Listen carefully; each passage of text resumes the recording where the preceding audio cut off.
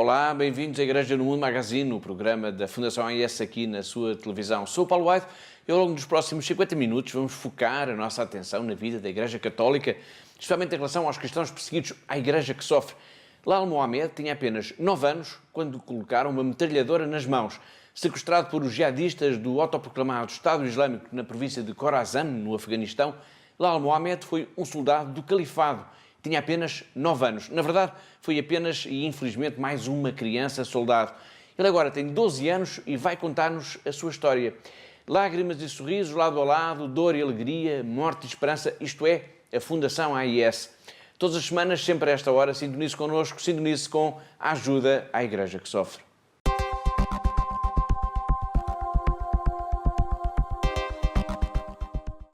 Antes da notícia da abertura do nosso programa, vamos lembrar que está a decorrer na Rússia o Campeonato do Mundo de Futebol e que a Fundação AIS resolveu fazer uma campanha para mostrar ao mundo o trabalho que é desenvolvido pela ajuda à Igreja que sofre em dezenas e dezenas de países. Para isso convocou irmãs, padres, bispos e cardeais e fez a sua própria seleção. Uma coisa mesmo a sério, nós temos guarda-redes, defesas, centrais, avançados, treinador e tudo. Lá mais para a frente vamos ver quem são alguns desses 11 magníficos. Para já, e para abrir o apetite, vamos ver um pequeno filme que nos mostra como o futebol é tão contagiante.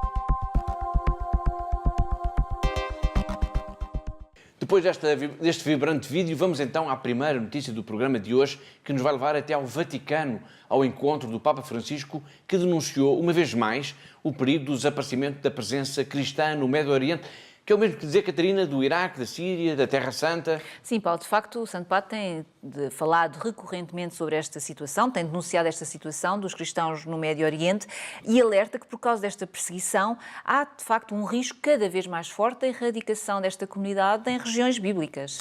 São breves segundos, mas vale a pena escutar com atenção as palavras do Papa Francisco na Assembleia Plenária das Obras da Ajuda às Igrejas Orientais, em que nos alerta para esta situação terrível, dizendo que um Médio Oriente sem cristãos não será um Médio Oriente. Vamos ouvir. O Médio Oriente hoje é um cruzamento de situações difíceis, de sofrimento, e também no Médio Oriente há o risco, não quer dizer que seja vontade de algum, o risco de se eliminar a presença cristã. C'è il rischio, non voglio dire la volontà di qualcuno, il rischio di cancellare i cristiani. Um Médio Oriente sem cristãos não seria um Médio Oriente. Non sarebbe un Medio Oriente.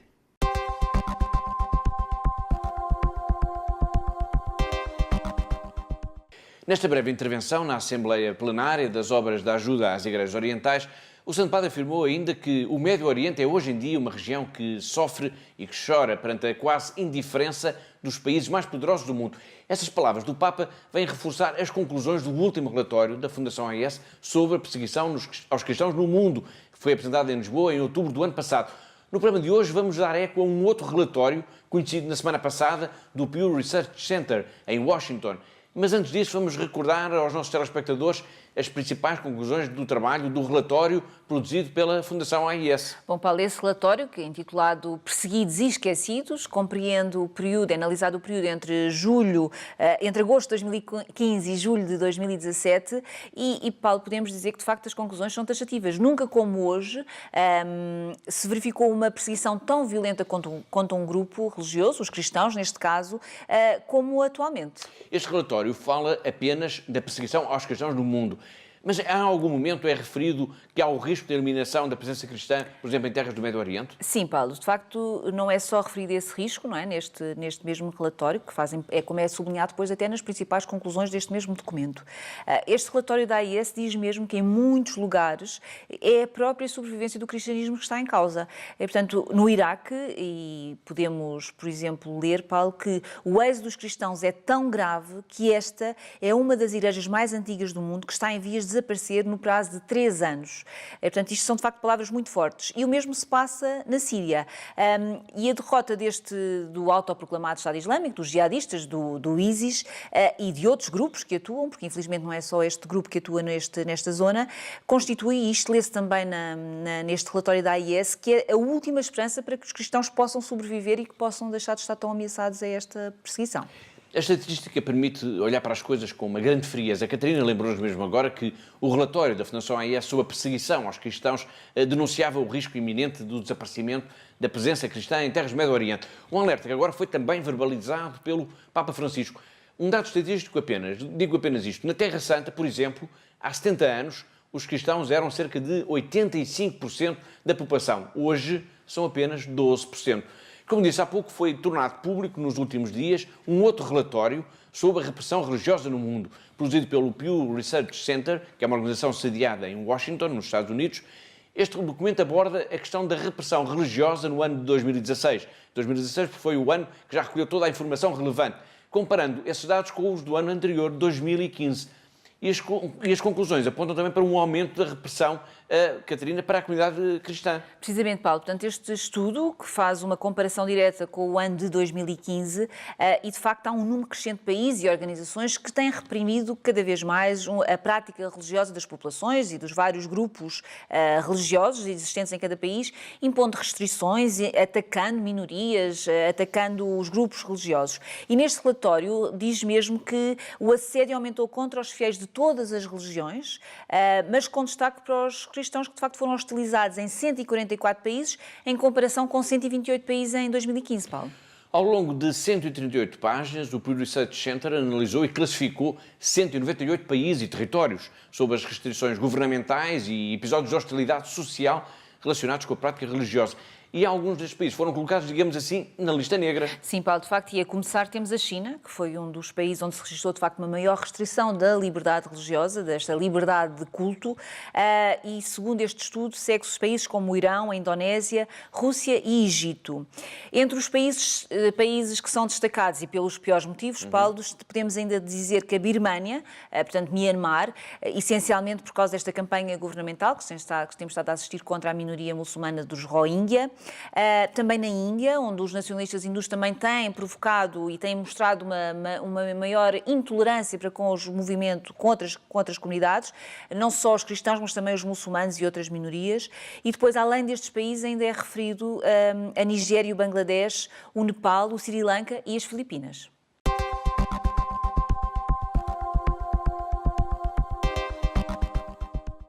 Um dos países referidos neste estudo, por causa da repressão religiosa, é a Nigéria. E como que a querer confirmar esse estatuto, esse triste estatuto, registrou-se neste país africano mais uma situação de enorme violência, com mais de 8 dezenas de mortos em confrontos entre pastores fulani e agricultores cristãos. Foi, Catarina, no fim de semana passado. Sim, Paulo, foi de facto no domingo passado que ocorreu este ataque e há pelo menos a registrar 86 mortos e dezenas de feridos.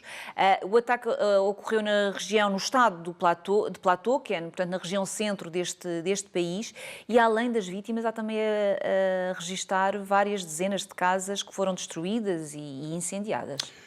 As autoridades policiais têm procurado reforçar as medidas de segurança na região, mas a onda de violência intercomunitária parece imparável, apesar dos alertas de responsáveis da Igreja. Exatamente, parece de facto imparável, e o próprio cardeal Onaya Khan, que é da Diocese de Abuja, portanto, no passado mês de maio, pediu ao presidente da Nigéria para ter em atenção estes ataques e para implementar medidas no sentido de que estes ataques tenham de facto um fim, não é? Para colocar um fim a esta onda de violência que o país tem vivido nos últimos anos. E nestas declarações, o cardeal, dizia mesmo que os grupos de terroristas transformaram o país num campo de extermínio e que parece parecem estar sem qualquer tipo de controle, acima de qualquer lei. E, portanto, o cardeal perguntou mesmo diretamente ao Presidente quando é que irão acabar estas matanças no país. De facto, a Nigéria continua submergida numa onda de violência que parece não ter fim.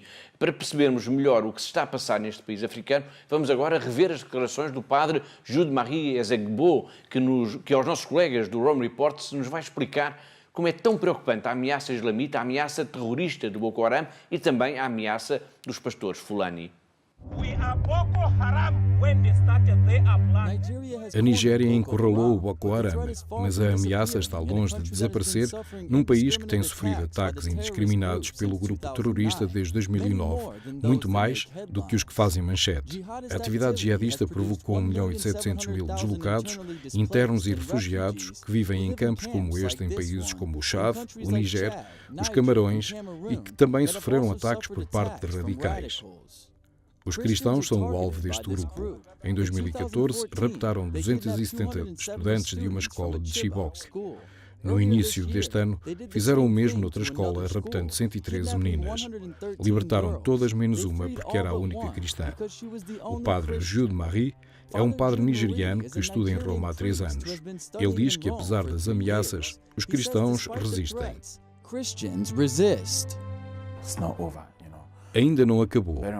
Infelizmente, há quem esteja por trás disto e ninguém parece ir realmente atrás destas pessoas para se pôr um ponto final na situação. Mas em toda esta crise estamos muito esperançosos de encontrar uma solução. Como cristãos, a verdade é que a fé continua a ser o fundamento da nossa sobrevivência. As Christians, the truth is that faith remains the bedrock of our survival. A Nigéria é um país rico em recursos naturais como o petróleo. No entanto, é também um dos mais corruptos e socialmente desiguais. O padre Jude-Marie afirma que esta combinação de pobreza e de corrupção faz dela um viveiro para este tipo de terroristas. A verdade é que a Nigéria é uma nação rica e abençoada. O facto de estarmos a sofrer o que estamos a sofrer agora significa que colocamos Deus de lado e decidimos deixar-nos arrebatar pelo que temos. Temos o suficiente para as nossas necessidades, mas nunca o suficiente para a nossa ganância, porque a ganância está na ordem do dia. Mais de 20.000 pessoas foram mortas pelo Boko Haram, que não apenas submete as suas vítimas a horríveis torturas físicas, mas também ao terror psicológico. No dia 25 de fevereiro de 2014, cerca de 4 grupos diferentes do Boko Haram visitaram e invadiram as suas instalações, e todos os homens que encontraram não foram apenas mortos, mas massacrados, e as mulheres foram levadas para os seus acampamentos. Claro que aquelas que conseguiram escapar, das quais uma religiosa, contam agora a sua história. Normalmente, antes do Boko Haram atacar, enviava mensagens, cartas, sinais de que viriam. Usually, before Boko Haram would attack, from what she explained to us, they would send messages, they would send letters, they would send signals that they would come. O padre Jude-Marie assegura que o martírio é a parte da essência do cristianismo, mas também pede ajuda internacional para pôr fim à violência que assola o seu país. Nesta realidade, os cristãos usam a única arma que conhecem. Rezar pelos que estão na linha da frente para que perseverem, se mantenham firmes e não percam a fé, e rezar também pela conversão dos que estão por trás disto, porque, como Cristo disse na cruz, perdoa-lhes, Pai, porque não sabem o que fazem. Eles realmente desconhecem a luz de Cristo. O sacerdote explica que uma grande parte da missão da Igreja na Nigéria será ajudar as gerações futuras a acreditar que o novo país é possível.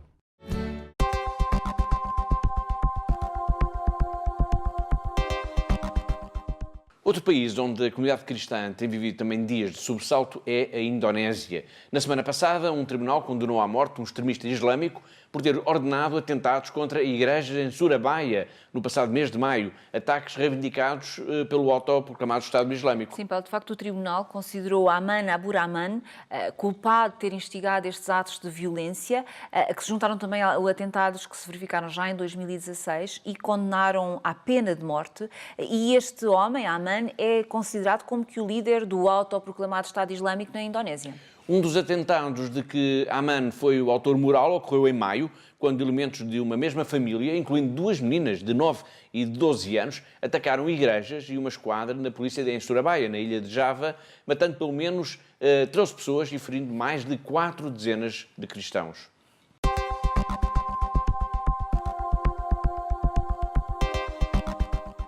Os jihadistas do Estado Islâmico, do ISIS, assim como de outros grupos radicais, querem submeter o mundo através do terror.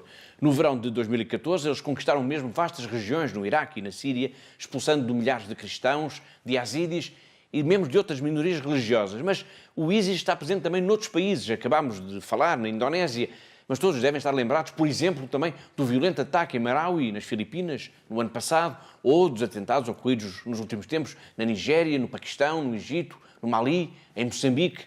Outro país que está também refém desta onda de violência é o Afeganistão. Vamos agora ao encontro de um jovem, Lal Mohamed, e de dois irmãos, que foram obrigados a combater nas fileiras do ISKP, uma organização que se intitula Estado Islâmico da província de Khorasan. Lal Mohamed tinha apenas 9 anos quando lhe colocaram uma metralhadora nas mãos.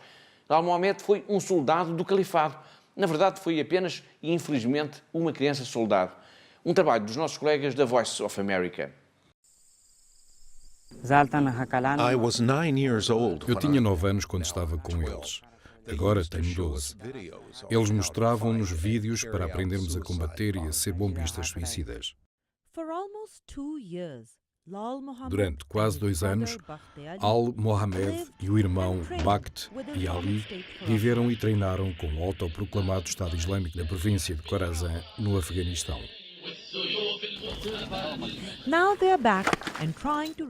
Agora regressaram e estão a tentar adaptar-se a uma vida normal. Encontrámos-nos com eles na sua casa na província de Nangarhar, no leste do Afeganistão, sob o olhar atento do pai e do chefe da polícia local. O ISKP veio às suas casas para recrutar os homens e os rapazes. Eles mostravam-nos vídeos dos infiéis a oprimir muçulmanos. Disseram que a polícia local e o exército eram fantoches dos infiéis e que nós tínhamos de armar uma guerra santa. Convenceram o pai, Taviz K, por isso juntou-se ao ISKP com os filhos.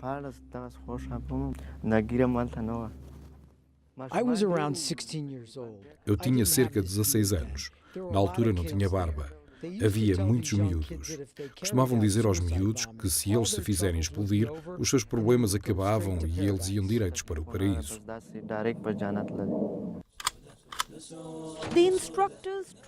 Os instrutores treinavam-nos ao estilo militar, com exercício físico e treino com armas.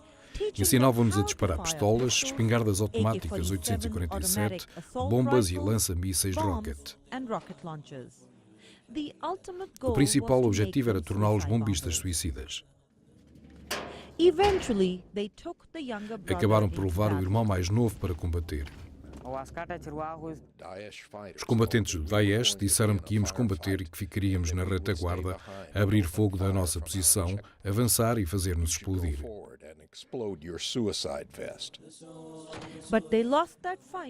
Mas eles perderam esse combate e tiveram de bater em retirada. Ele regressou vivo apenas para testemunhar mais violência. Vimos muitas pessoas a ser mortas. Também queríamos matar alguém porque nos disseram que Deus nos recompensaria. Por fim, tornou-se mais difícil do que conseguiam suportar. Fugiram juntamente com outros homens. O pai agora trabalha com a polícia que lhe oferece alguma proteção, mas sabe o perigo que corre se o ISKP recuperar o controle da região. Embora estes rapazes estejam agora a salvo, ninguém sabe o que aconteceu às dezenas de rapazes que estavam com eles nas madraças controladas pelo ISIS.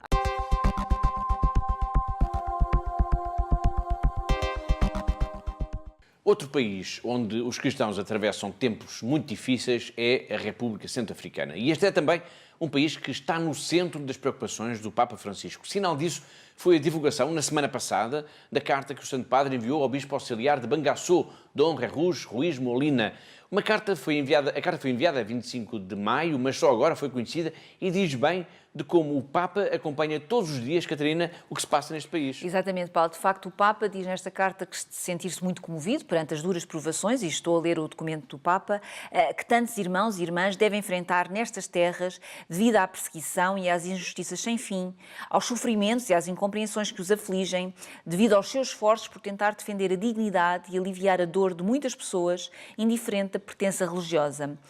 Lembrando que a Igreja, como mãe carinhosa, está presente ao lado de quem sofre, o Papa Francisco ainda incentivou o Bispo, Dom Jesus Molina, a ultrapassar a sensação de impotência nos momentos de provação, sublinhando que ele não está sozinho, porque o Senhor é a sua força e nunca abandona.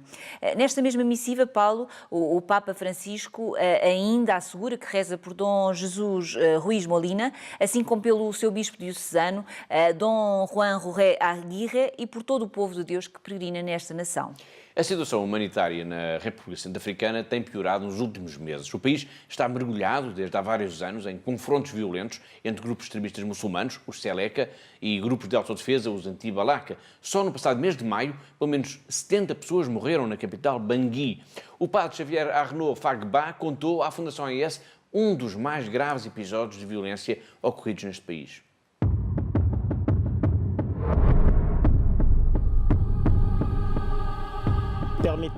Vou contar um episódio que sucedeu nesta paróquia relacionado com a crise no nosso país. Desde 2012 que na República Central Africana, graças a uma guerra civil que já provocou milhares de mortos e mais de 400 mil desalojados. A violência ocorre sobretudo entre os rebeldes muçulmanos Seleka e a milícia dos Anti-Balaka, alegadamente cristãos, embora os líderes da Igreja contestem o caráter exclusivamente cristão de tais grupos.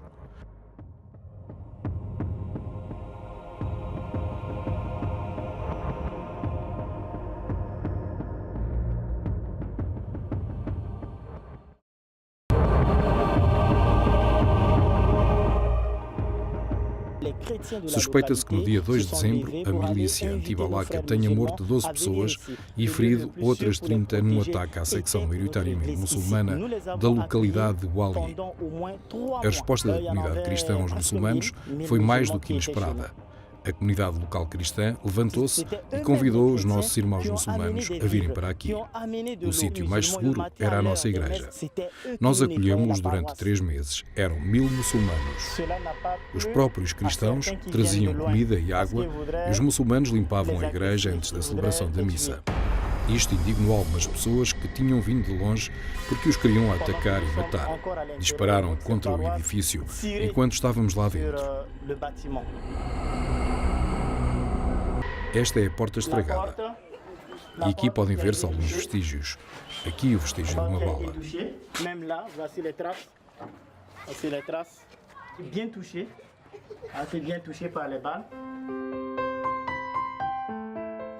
Mas Deus estava connosco.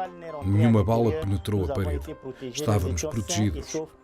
Estávamos seguros lá dentro. Esta é uma das famílias que nos ajudou a cuidar dos muçulmanos que estavam connosco. Tocou-me a sua fé profunda, a sua grande abertura. Se hoje podemos falar da localidade do Ali, é porque houve homens que disseram não. Não à matança, não a magoar os outros. Temos de estar preparados para gestos fortes que demonstrem a beleza da nossa fé.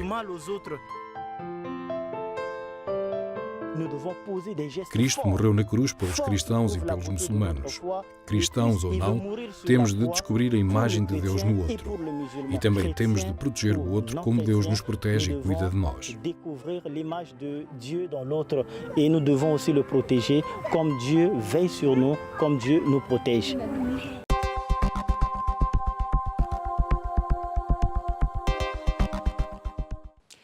Agora vamos até à China, vamos até uma China que fala português e que continua a ser um porto de abrigo de culturas, de povos, de religiões. Falo, claro, de Macau. Um bom exemplo desse abraço cultural é o que o nosso correspondente, o jornalista José Miguel Encarnação, nos vai mostrar agora. Ele vai falar-nos de uma religiosa, a irmã Elizabeth, de Kerala, na Índia, que dirige em Macau o lar de São Luís Gonzaga, da Caritas, que apoia pessoas com doenças mentais ou deficiência física. São mais de 200 utentes, dos 20 aos 102 anos de idade. Todos eles eram, de alguma forma, um incómodo para a sociedade, mas para a irmã Elizabeth, eles são uma bênção. A irmã Elizabeth Palamatathil, natural do estado de Kerala, na Índia, é a atual diretora do lar São Luís Gonzaga, que está sob a alçada da Caritas de Macau. Em entrevista ao semanário católico O Clarim, falou do trabalho que vem desenvolvendo com pessoas com doenças mentais e deficiência física. Responsável por cuidar de quase 200 pessoas do sexo masculino, entre os 20 e os 102 anos de idade, a irmã Elizabeth revelou o maior problema que enfrenta no dia-a-dia e que é o facto de muitos dos utentes do lar não terem familiares que os visitem. Por se encontrar em Macau há 20 anos, divididos por 2 períodos de 10 anos, nos primeiros 10 cuidou do asilo de Betânia e nos segundos 10 assumiu a direção do lar São Luís Gonzaga, a irmã Elizabeth nota haver uma grande diferença entre hoje e a época em que chegou a Macau pela primeira vez. Ao contrário de anteriormente, a equipa que lidera conta hoje com assistentes sociais e fisioterapeutas, o que permitiu tornar o trabalho mais eficiente. Embora considere que o governo de Macau tem demonstrado grande preocupação para com o lar, através da atribuição de subsídios e outros apoios financeiros, considera que pode ajudar mais as famílias, ensinando-as, por exemplo, como cuidar das crianças que nasceram condicionadas para que não as coloquem de lado. Quanto a projetos realizados até ao momento, os responsáveis do lar São Luís Gonzaga abriram uma panificadora há cerca de 6 anos e criaram o projeto Arco-Íris, em que os utentes participam em atividades fora do lar, entre os quais desfiles de moda e eventos de dança. São também organizadas viagens à China continental, a Taiwan, ao Japão e à Coreia do Sul, entre outros países. No futuro, a irmã Elizabeth gostaria de poder firmar parcerias com empresas privadas ou entidades públicas com vista a empregar alguns dos seus utentes. Nas Irmãs da Caridade de Santana desde 1980, a irmã Elizabeth diz-se feliz por servir com o humanismo. Parafraseamos as suas palavras. É um sentimento satisfatório quando pensa em Jesus a tomar conta das pessoas que contavam pouco para a sociedade. Em Macau, as pessoas têm tendência para se preocupar com dinheiro ou com casinos, mas sinto muito feliz por cuidar das pessoas com necessidades especiais, referiu. Mais uma vez se prova que o dinheiro não é tudo, e Macau é disso um bom exemplo.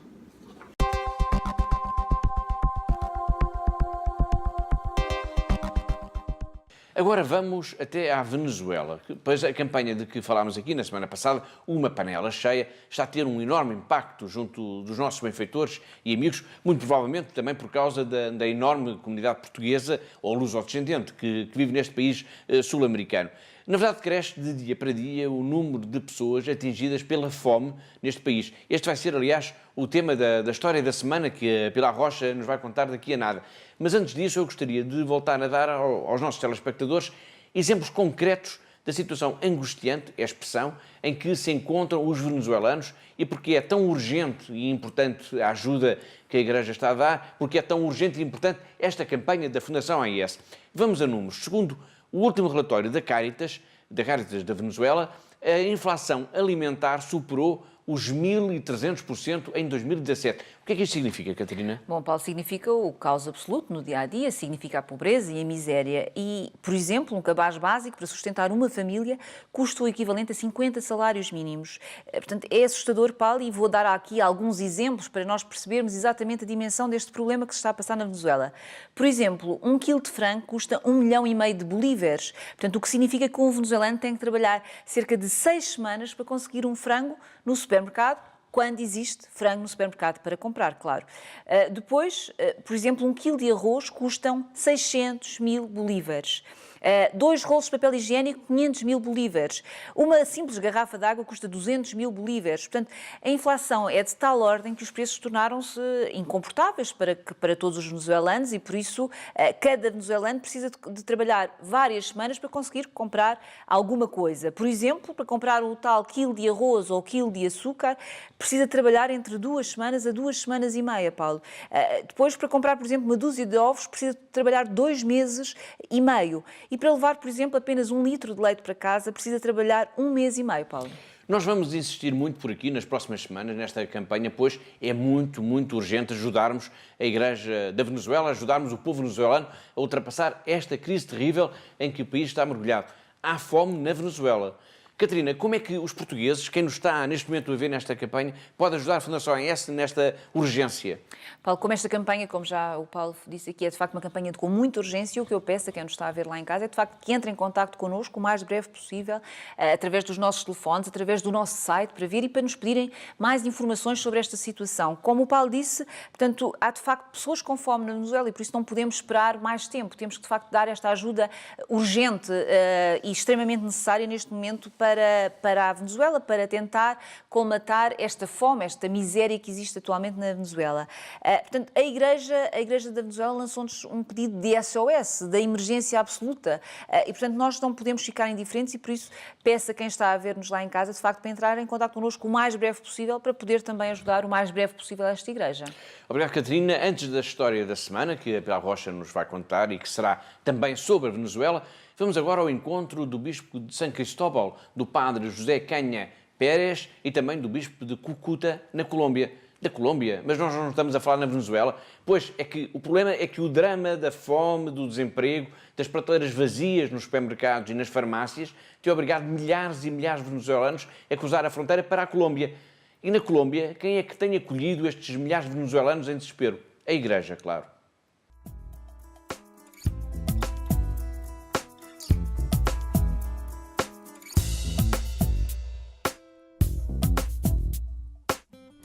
Todos os dias, milhares de venezuelanos abandonam o seu país à procura de uma vida melhor no estrangeiro. Vivimos momentos bien difíciles, es cierto, en Venezuela. Vivemos momentos muito difíceis na Venezuela. Estamos a viver momentos de uma grande crise, há muita fome e imigrantes que procuram destinos melhores para poder sobreviver. Temos muitas dificuldades políticas, sociais e morais. Mas gostaria de vos dizer uma coisa muito importante. É que, embora a Igreja esteja dentro do povo e com o povo, sofrendo a crise, também procura dar uma resposta que parte da fé e também com caridade, esperança e perseverança. Desde la fe y también con la caridad, la esperanza y la perseverancia. Aqui a 1 quilômetro do Ponte Internacional. Aqui a 1 quilómetro da Ponte Internacional de Simão Bolívar, temos um albergue que se chama Divina Providência, onde damos assistência aos imigrantes venezuelanos. Todos os dias, às 7h30 da manhã, distribuímos pão com café.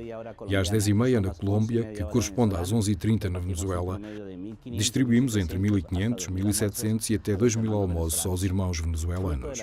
Fruto da providência divina, da caridade da Igreja Católica, não só, de tantos corações. A casa funciona graças aos servidores, que são os irmãos dos movimentos da Legião de Maria, Irmandade do Nazareno, Renovamento Carismático, Casa da Misericórdia. Todas estas forças vivas do Espírito que existem dentro da Igreja Católica são elas que vêm aqui para servir e para tornar possível este albergue que é a Providência Divina. Esta casa de paso Divina Providência.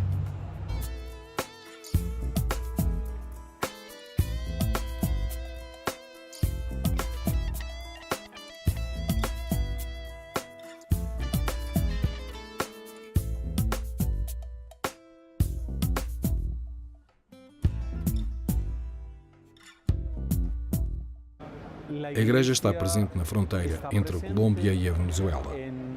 Neste lugar quisemos ser um testemunho visível da caridade, a mão que com amor acompanha e ajuda os irmãos venezuelanos que sofrem. Temos aqui nesta fronteira um drama humano, um drama de dor impressionante. Irmãos venezuelanos que não têm alimentos, irmãos venezuelanos que não têm medicamentos para tratar a sua saúde, irmãos venezuelanos que estão sem esperança por causa da dor, sofrimento e provação que esta nação irmã vive. hermanos venezolanos que no tienen alimento, hermanos venezolanos que no tienen elementos para curar su salud, hermanos venezolanos que están sin esperanza por el dolor y el sufrimiento y la prueba que vive esta hermana nación. Como Igreja Católica em comunhão, bispos, sacerdotes, religiosas, diáconos e leigos, quisemos dar assistência e acompanhar os irmãos da Venezuela. A Diocese de Cúcuta distribuiu mais de 400.000 refeições quentes de comida e penso no fundador da Ajuda à Igreja que Sofre, que distribuiu também refeições quentes no Natal de 1947. Quisemos seguir nesta linha, neste caminho de caridade e serviço aos irmãos que sofrem. Convido-vos a todos a rezar pela Venezuela e também pela Colômbia, de modo a encontrarmos caminhos de paz e reconciliação, de serviço e, sobretudo, que possamos viver o testemunho da caridade, que nos faça testemunhas credíveis do Evangelho hoje. Louvado seja Jesus Cristo. Para que encontremos caminhos de paz, de reconciliação, de serviço e, sobretudo, que podamos viver o testemunho da caridade, que nos haga testigos creíbles do Evangelho hoje. Alabado seja Jesus Cristo.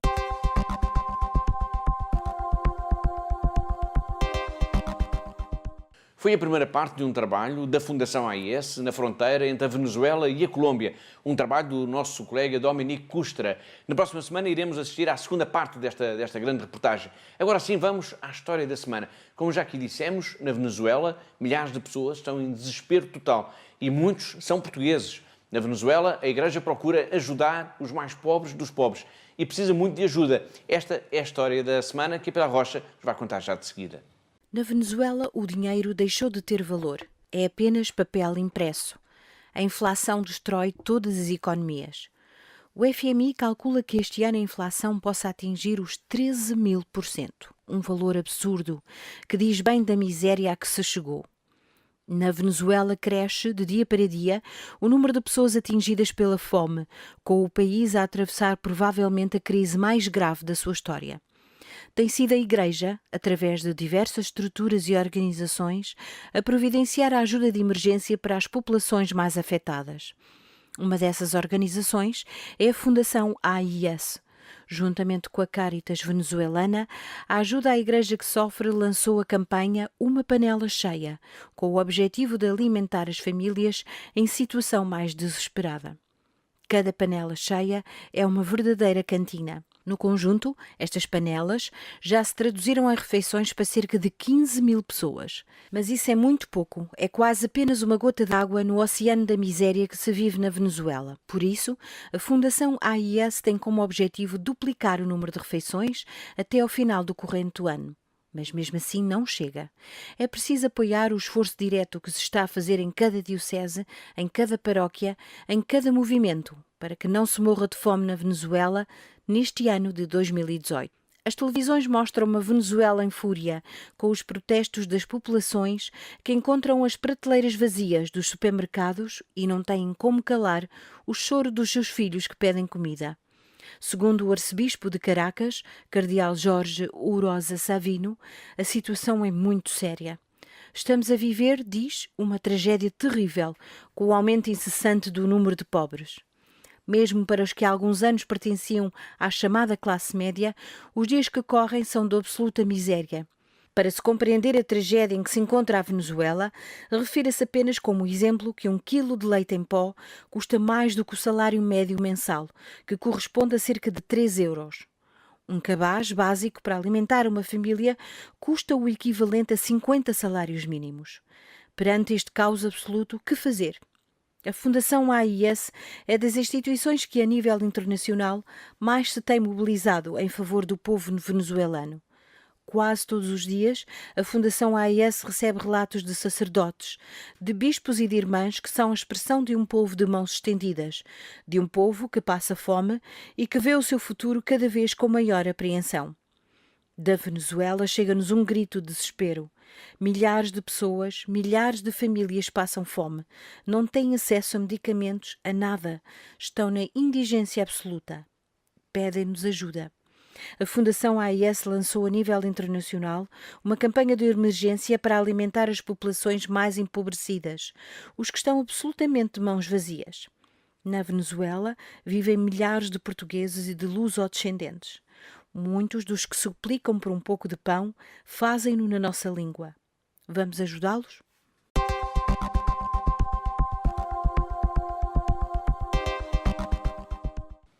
Agora vamos para Cara, vamos para o mosteiro de São Tiago Mutilado, na Síria, ao encontro de Irmã Miri. Hoje, esta jovem religiosa portuguesa vai falar-nos dos voluntários sírios ligados ao mosteiro e que estão empenhados numa campanha muito especial de distribuição de comida pelas populações mais fragilizadas por causa da guerra.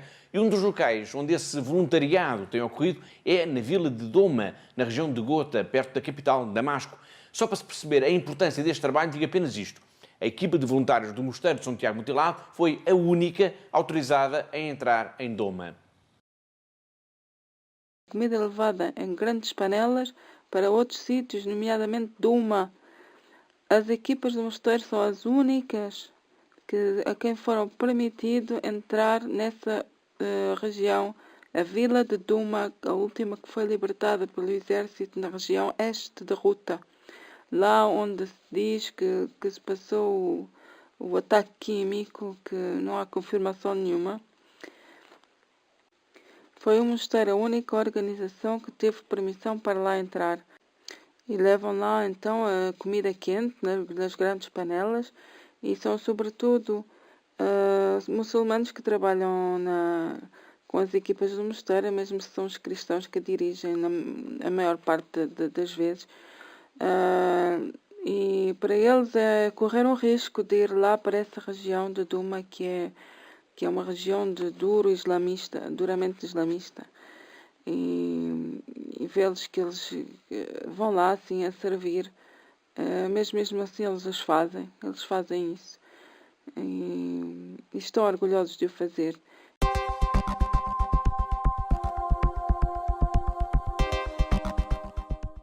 Estamos quase no fim do nosso programa. Vamos agora centrar a nossa atenção num artigo publicado no Diário de Notícias pelo padre Anselmo Borges. Este sacerdote e professor de filosofia tem 73 anos e 50 de sacerdócio e recentemente escreveu sobre a perseguição aos cristãos no mundo. O padre Anselmo Borges é um pensador, uma figura importante da Igreja em Portugal e, obviamente, falámos com ele ao telefone a propósito deste artigo e lançámos-lhe uma questão. O que é que podemos, o que é que devemos fazer perante a questão da perseguição aos cristãos no mundo? Confira agora a resposta.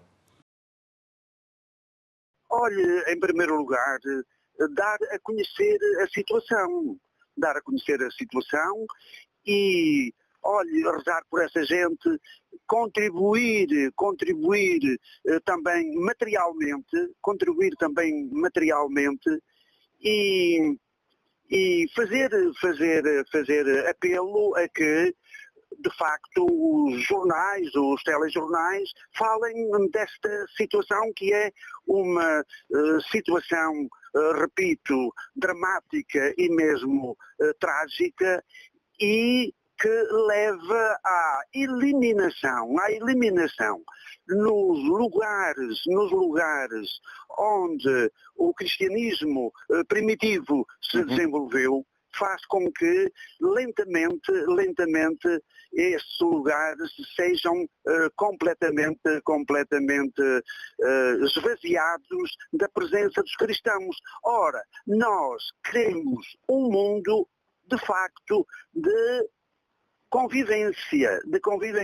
E, portanto, a falta dos cristãos nesses lugares, isso, em primeiro lugar, é dramático para os cristãos, concretamente para aqueles que são perseguidos e mortos, mas é também mau para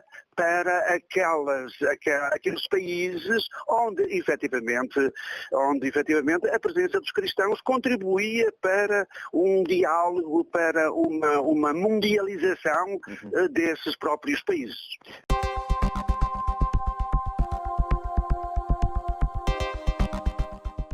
Foi o padre Anselmo Borges a denunciar, tal como, aliás, o Papa Francisco, no início do programa, para o drama do desaparecimento dos cristãos em certas regiões do mundo, como, por exemplo, o Médio Oriente. Já agora fica aqui uma nota. Decorreu por estes dias, em Roma, um simpósio sobre a defesa internacional da liberdade religiosa. Um simpósio foi organizado pela Embaixada dos Estados Unidos na Santa Sé e teve o patrocínio da Fundação AIS e da Comunidade de Santo Egídio. Este simpósio ficou marcado pelo testemunho de yazidis, de cristãos e de muçulmanos Rohingya e vai ser um tema em destaque no programa da próxima semana. Fique atento, portanto, a isso. Falámos do Papa Francisco e vamos já conferir quais foram as mensagens que o Santo Padre nos enviou ao longo desta semana através da internet.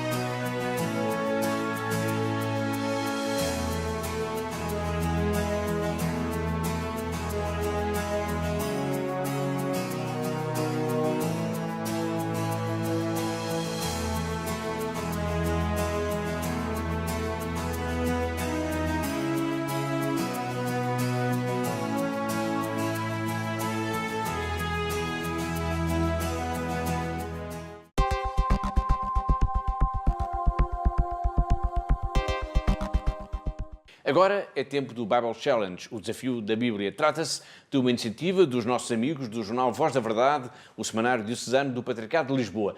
Na semana passada, o músico Luís Roquete passou o testemunho a Maria Durão, terapeuta na comunidade de Val da Cor, em Almada, e compositora. Vamos agora escutar a sua mensagem.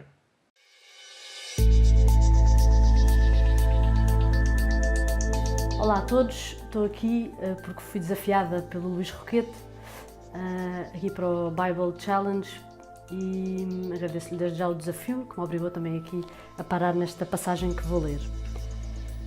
Ora, um dos malfeitores que tinham sido crucificados insultava-o dizendo: não és tu o Messias? Salva-te a ti mesmo e a nós também. Mas o outro, tomando a palavra, repreendeu: nem sequer temes a Deus, tu que sofres o mesmo suplício? Quanto a nós, fez-se justiça, pois recebemos o castigo que as nossas ações mereciam. Mas ele nada praticou de condenável. E acrescentou: Jesus, lembra-te de mim quando estiveres no teu reino. Eu escolhi esta passagem, é uma passagem que me toca muito, porque este homem, o bom ladrão, impressiona-me muito a simplicidade e até diria a ousadia, depois de uma vida de erros, de fazer mal aos outros, de fazer mal a si mesmo, ter esta ousadia de encontrar a verdade, encontrar Jesus e pedir-lhe mesmo no limite da vida, não é? Lembra-te de mim no teu reino, não é? Impressiona-me muito porque me parece que aponta um ponto muito verdadeiro para a minha vida e parece-me para aqueles que me rodeiam, que é mais importante reconhecer a sua presença do que fazermos contas à nossa vida. No momento em que se cruza connosco a verdade, é mais importante reconhecê-lo.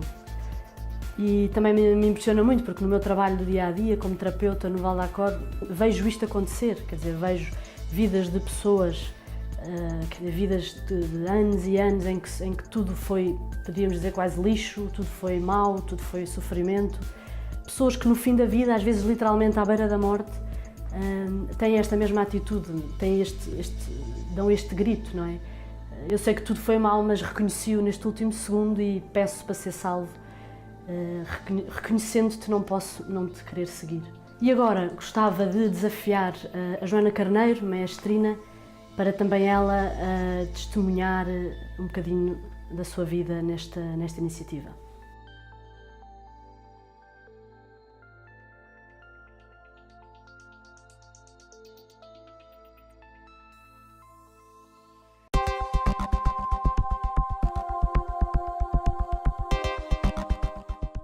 Foi Maria Durão e para a semana cá teremos então Joana Carneiro, a maestrina. Estamos mesmo no fim do nosso programa, mas antes de ficarmos a conhecer mais alguns dos jogadores da seleção da Fundação AIS, tal como anunciámos, aliás, logo no início do programa, vamos lembrar a todos os nossos telespectadores que a Fundação AIS organiza todos os anos uma peregrinação nacional e que, Catarina, todos estão convidados. Exatamente, Paulo. De facto, fazemos anualmente esta peregrinação a Fátima e tem com este propósito específico de aproximar, de nos juntar a esta grande família da AIS aqui em Portugal especificamente. E por isso é um convite que deixo aqui a todos os nossos telespectadores que nos queiram juntar, a todos os nossos benfeitores, os nossos amigos. Portanto, será de facto um dia em que poderemos estar juntos, podemos estar num dia de oração, de partilha, de convívio e, portanto, é de facto um encontro desta grande família da AIS. Como já disse, portanto, vai ser aqui em Fátima, vai ser no próximo dia 16 de setembro e, portanto, quem quiser juntar-se a nós, por favor, ligue-nos para o nosso telefone, veja no nosso site, na nossa página de internet e inscreva-se e esteja connosco então neste dia 16 de setembro aqui em Fátima. Obrigado, Catarina. Fica aqui então esse convite. Recordo, dia 16 de setembro, peregrinação nacional da Fundação AIS a Fátima. Bom, e porque estamos em pleno campeonato do mundo de futebol, vamos agora, e tal como prometido, ver qual é a seleção da AIS. Na semana passada, não sei se recorda, ficámos a conhecer a guarda-redes, a irmã Annie de Mergian, e o defesa central, o cardeal Nzapalainga. Hoje vamos conhecer mais 3 craques.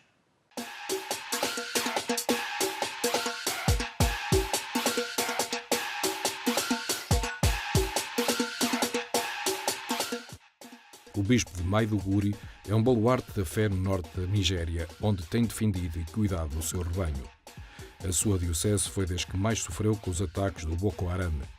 Através do exercício de uma boa liderança e de inteligência estratégica, estabeleceu projetos de ajuda para viúvas e órfãos e reconstruiu as estruturas diocesanas, incluindo a catedral que foi alvo de um ataque à bomba. A sua grande força estratégica e defensiva reside na oração. O bispo do M está a repetir e a desviar os ataques com uma das armas mais comprovadas e eficazes da história da perseguição, a oração do Santo Rosário. Esta religiosa argentina vive e trabalha no Paraguai. Tal como todas as irmãs da Congregação de Jesus Verbo e Vítima, ela joga na asa da nossa equipa, com a sua capacidade de cobrir o campo e o seu espírito de sacrifício.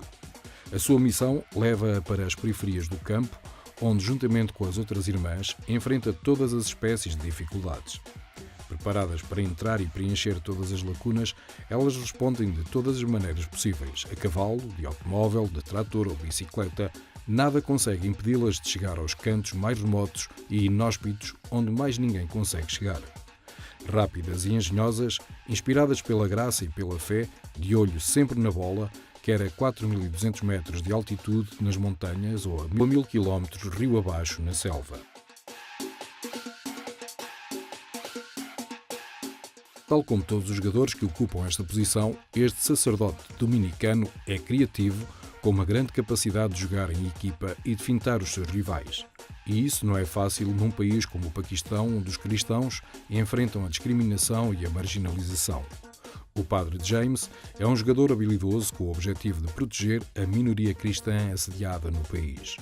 Como diretor do Centro da Paz, em Lahore, combate incansavelmente a fim de promover a paz, a harmonia e o diálogo entre crentes das diferentes religiões do país, que atualmente enfrenta muitos desafios de violência, terrorismo, extremismo e discriminação em nome da religião.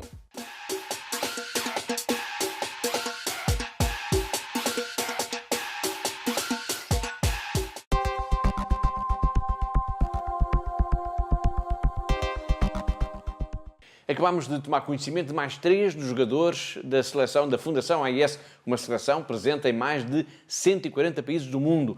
Na próxima semana iremos continuar a espreitar a nossa equipa, que todos os dias marca golos no campeonato da solidariedade, da ajuda à Igreja que sofre. E assim, com um cheirinho ao campeonato do mundo de futebol, chegamos ao fim de mais um Igreja no Mundo Magazine, o programa da Fundação AIS aqui na sua televisão.